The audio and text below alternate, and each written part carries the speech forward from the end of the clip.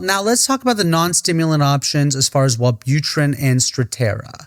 So what are Wellbutrin and Strattera? How are they used in ADHD? And how are they different than stimulants? And are they as effective? Wellbutrin, or brand name Bupropion, is a class of antidepressants. It's what's called a dopamine norepinephrine reuptake inhibitor. Specifically for symptoms of depression, ADHD can be helpful.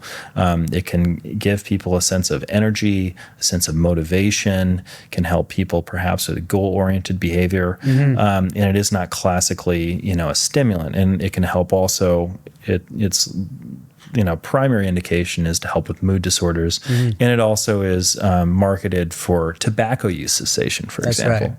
So if you have somebody who comes to you that may have, ADHD, and we know that, mood disorders are comorbid, meaning that, it's common that people may have mood disorders and ADHD in tandem. And if they're, smoking cigarettes or using other forms of tobacco, vaping, for example, it can be a very helpful agent and something that may be safer from, a cardiac standpoint in patients that have, uncontrolled high blood pressure, other cardiac illnesses.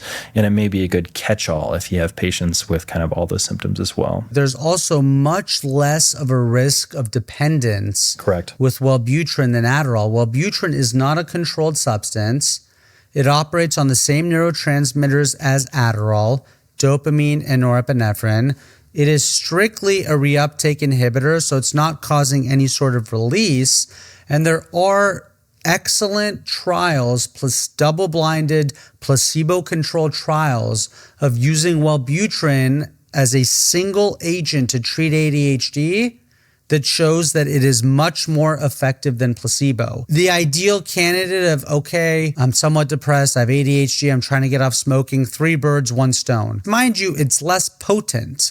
You might not feel that switched on, I'm, ready to go feeling like you do with an Adderall, but it is still an excellent option as a single agent to treat ADHD without any sort of risk of dependence.